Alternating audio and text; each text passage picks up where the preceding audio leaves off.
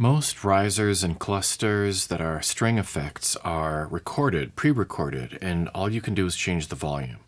What if you could use your mod wheel and actually sculpt any set of string articulations, like, well, just regular vibrato to staccato to sulpant, pizzicato clusters and others from the beginning to the end, and shape them exactly as you wanted your performance to be?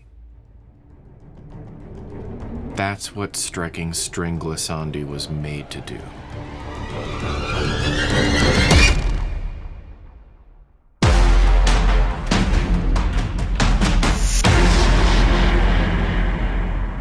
Hey, I'm Nathan Carlton. My action music appears in shows like MTV's The Challenge and promo ads like Furiosa, a Mad Max saga.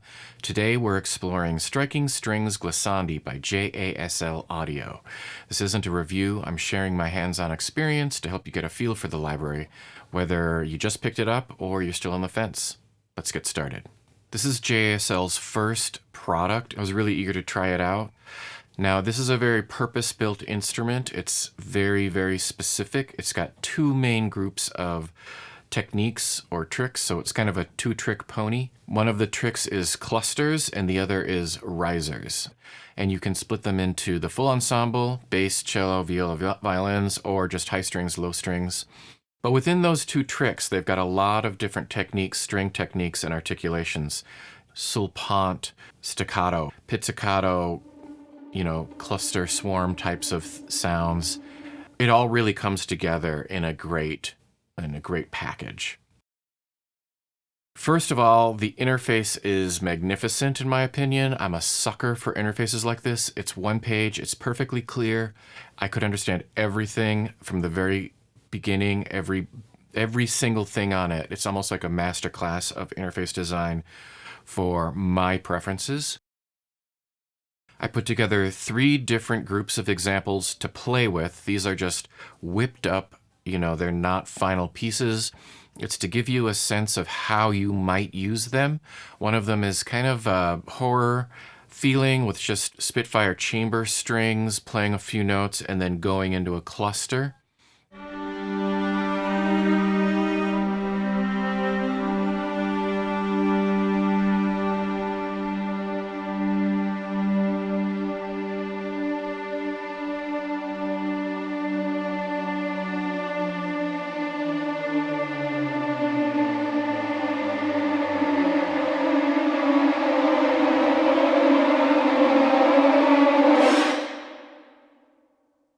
One of them is the kind of riser where the beat is going on and the riser's happening while the beat is happening, and then it kind of just drops.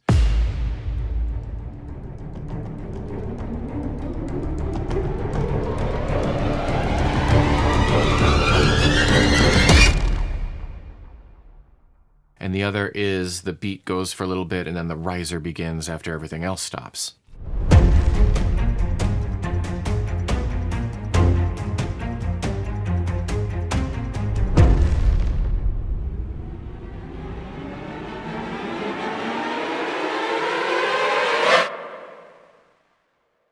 Just a note, I didn't spend a ton of time preparing the examples. I'm going to spend most of the time playing the instrument and talking through the controls, listening to it, and showing you all the different articulations that are inside it.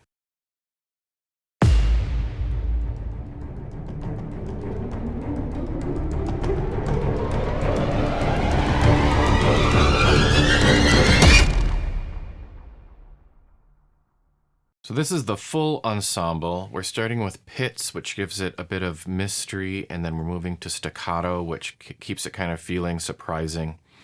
And again, we've got the accent, straight curve, So no real changes in the shape, but the crossfade has been moved a little bit. This is the type of use where you've got a pulse and a drone and some rhythms, and you've got a riser going with them. Again, didn't really spend a ton of time with the demo, but just wanted to give you something for context. Let's listen to the Striking Strings Glissandi solo.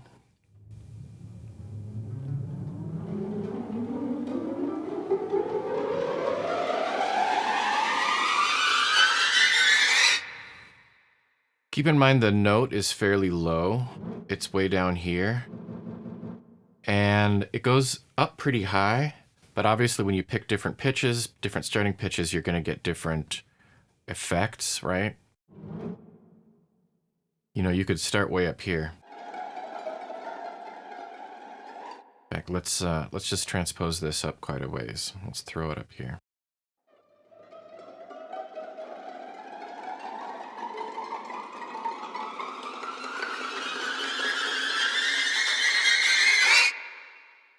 So it can have quite a different effect depending on your starting pitch. The spot mic here, very clean and dry.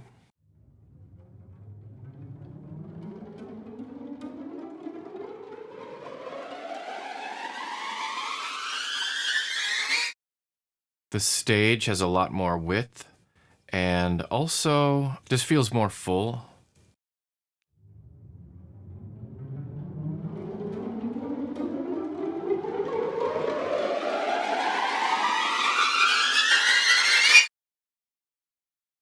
And then, of course, you add a little reverb and you get the nice release that we've been hearing. The accent at the end, let me just show you with staccato. So you just drag the shape up, drag the shape down. This is with no accent. I'll take reverb off. This is with full accent. And this is with the reverb on. And you can command click to reset them. The curve can be adjusted here. There's just one way to adjust it. You can't add little points along the way. And to reset it again, I'm on a Mac, just command click. I assume it's control click on a Windows machine.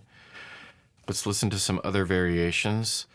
The thing that I noticed right at the beginning was the very beginning, you can hear kind of I'll demonstrate. And I'm going to unlink dynamics and turn the dynamics up.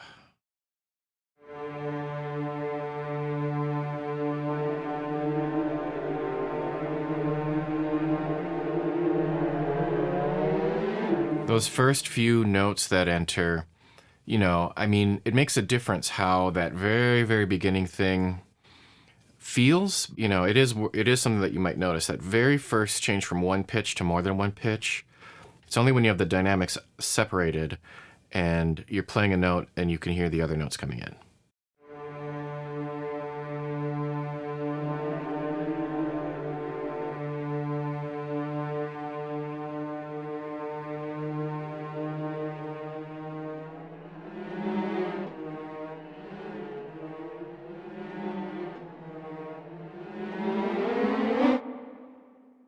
These are the types of things that I wish somebody would show me, or that they're the first things that I learn about when I'm playing with it, but you don't usually see them in videos, so that's the kind of stuff I like to show. Another thing, if you wanted to put some delays, you could probably smooth out some of this. When you try to go up and back down, it tends to feel just a little jerky, and so I would put a little delay on it to smooth that out.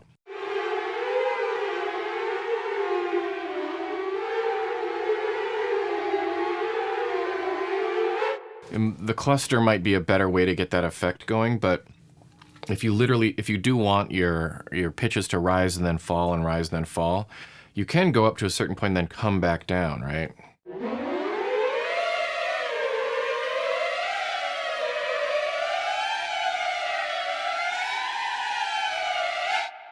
I would put, again, I keep saying it, I'd put a delay on it so it kind of smooths out a little bit of the stepping that I'm hearing.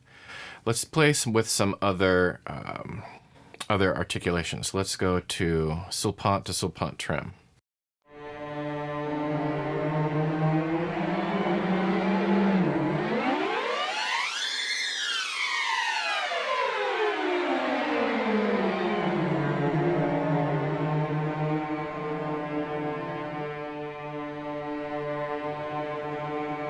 And the reason I think that there's stepping is because there have to be 127 notches from here to there, because that's MIDI, or 128, 0 to 127. So this is 127 different notches. You can see every single one of them. I could even bring in my MIDI. You can even see, you can watch it go from 1 to 2 probably. So controller modulation 1, 2, 3, 4, 5. I mean, you're going to get 128 of these. There needs to be an audible change for each of those.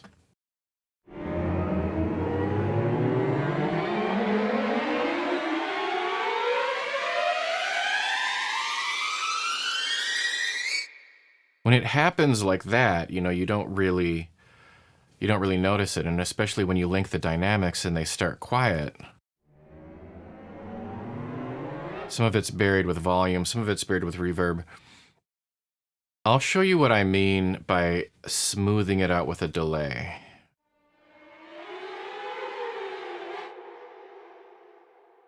It's a little bit of a reverby, delay kind of feeling. And then as soon as you're done, if you don't want it to continue, you would just automate it back to dry.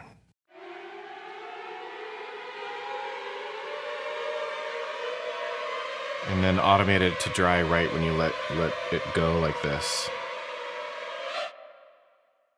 Here's the same example, but with bass and cello and vib to trem.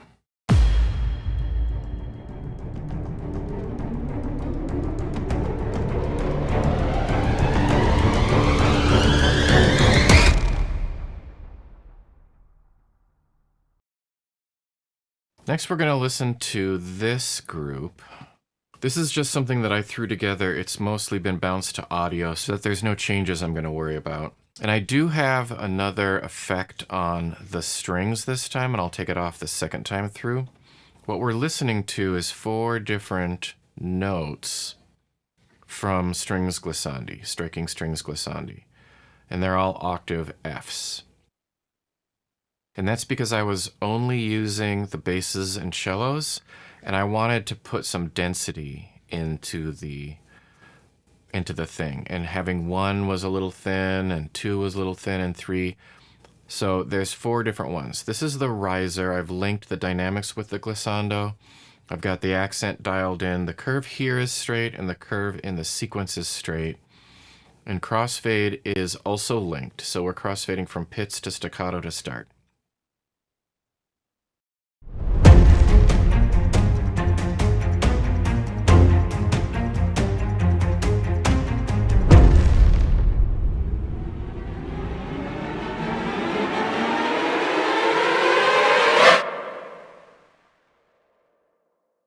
You can probably hear how rough everything is. It's not really mixed very well. The point is not to demonstrate something fully in context. I just wanted to throw something together real quick. I added a very highly modulated, the depth is fairly high on the modulation of this waves delay. And a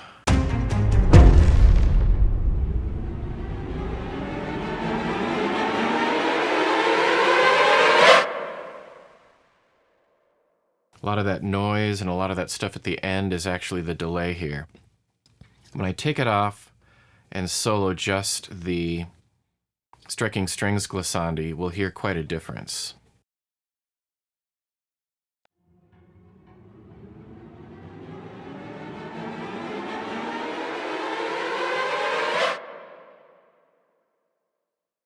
A little bit more straightforward, a little bit more direct. The waves plugin in this modulation, I wanted to give it a little bit more variability.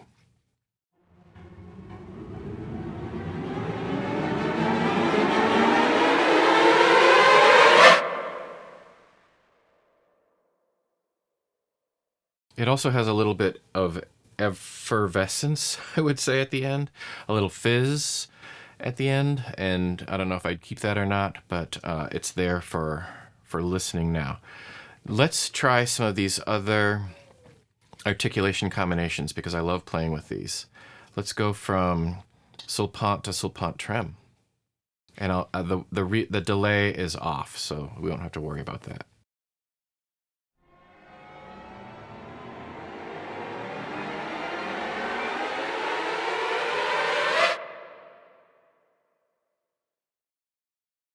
Important to remember that there are 4 different pitches going on. I think that's giving it some of the range and depth. It's not really sounding like basses and cellos. I'll just delete 3 of them for now so we can hear one of the lower ones.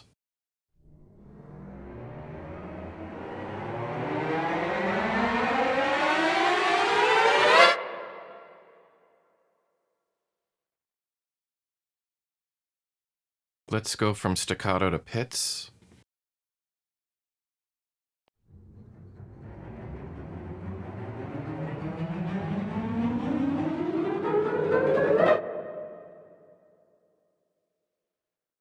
And I'll add those notes back in.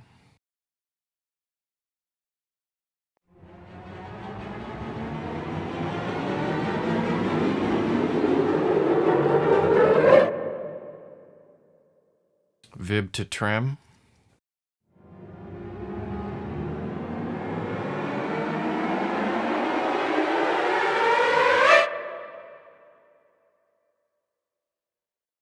So very similar to the full ensemble, especially when you add all these octaves, but it does have a fairly different character since they are just basses and cellos.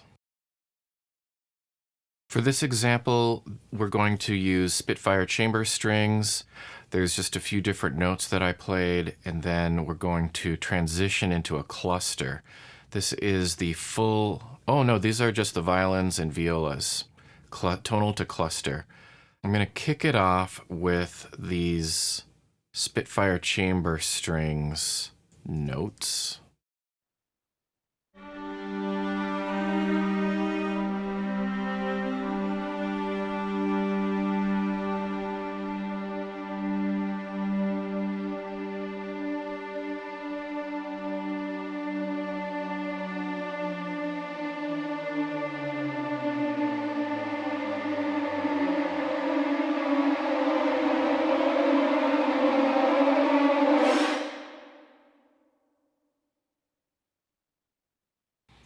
At the end there, I put a little stinger of Benjamin Wallfish, just some accents from the Benjamin Wallfish strings. So that's what you hear right at the end there.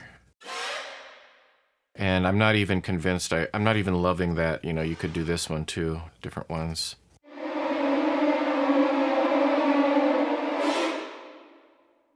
So they're just there to kind of put a cap on it. Without them, the end of the string riser, tonal cluster, I mean, the cluster sounds like this.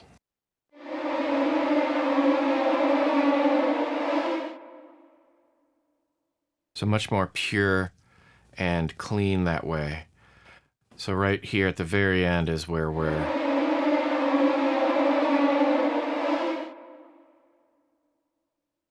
I put my own little accent on it. The clusters don't have an accent there. Now I am moving from vib to trem, but you get a pretty different outcome if you move to Sculpt trem or some of these others.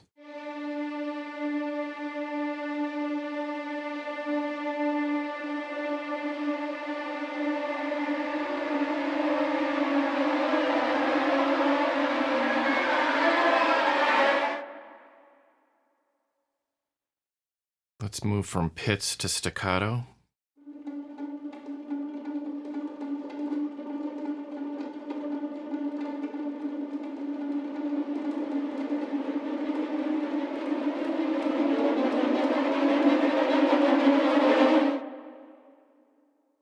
Kind of rushed the end there. And keep in mind of all the different starting pitches. You know, you'll get different results depending on where you start it from.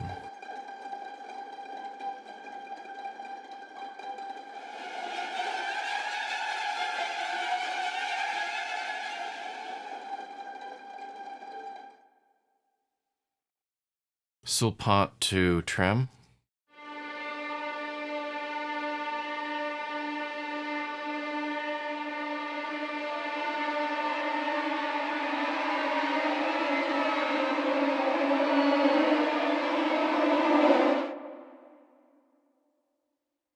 Staccato to vib.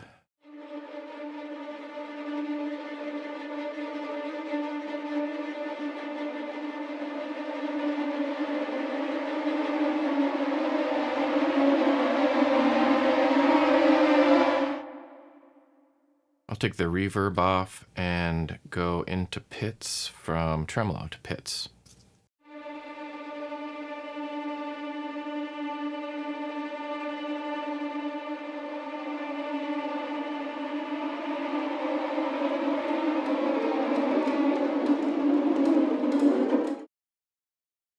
So when you take the reverb off, it gets pretty dry. And then I wanted to show you how I transitioned between the two strings. So this is the line from chamber strings.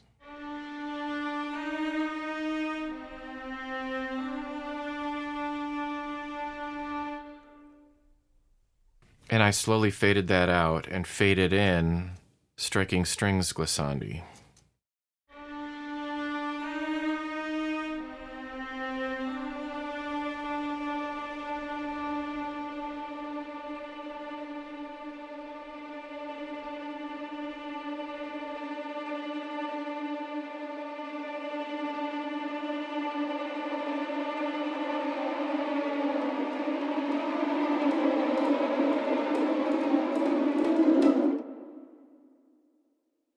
You may have noticed another thing happening. So this is going outside of the product itself and just showing some other things that I would do. The way that I'm mixing this is I've got a couple different things happening. First of all, I've got a Kontakt multi-script, which is the pitch wheel override from Grumpy Monkey, and that's just bringing it down 2 semitones, and I realized I wanted it to drop even further. So after that, it is going into a Waves plugin, which is called Sound Shifter. And Sound Shifter is basically dragging it down a whole octave.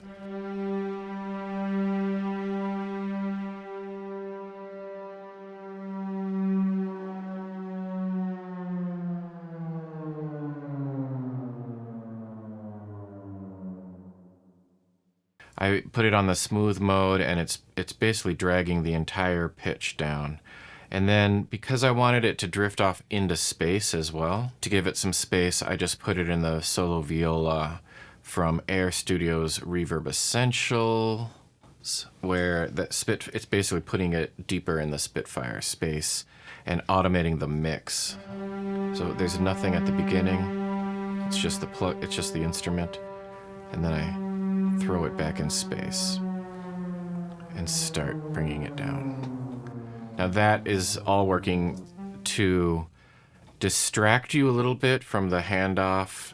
So I dovetailed the last 2 notes of the legato part with striking Strings Glissandi. So you can see Spitfire happening, doo-dee-doo-doo.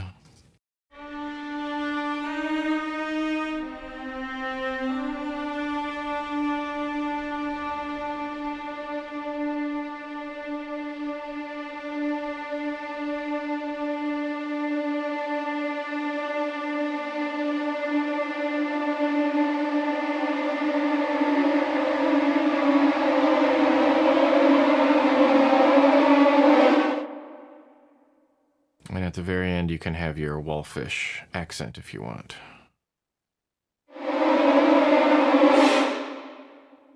And you can pick whatever note you want. You can use a lot of other kind of crazy sounds. You didn't even have to be by strings, but just something to kind of tag it at the end.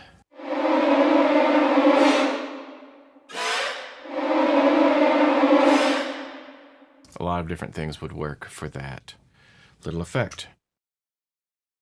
Right now, it's 99 euros plus VAT, not the cheapest, but I respect that they're not in a race to the bottom for price.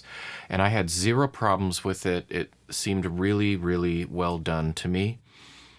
It's real-time controllable string risers and clusters. There are some great demos online. You can listen to the SoundClouds, or you can go to YouTube. There's some nice videos. I believe the whole thing was built by one person, or at least one person owns the company. By looking at the website, it looks like they're out of the Netherlands. I will be there soon, so maybe I will check, see if they're around. There was an SOS article, which I thought was a cool call out. These are the 6 NKIs you get. High string risers, clusters, low strings, risers, clusters, and the full ensemble risers and clusters.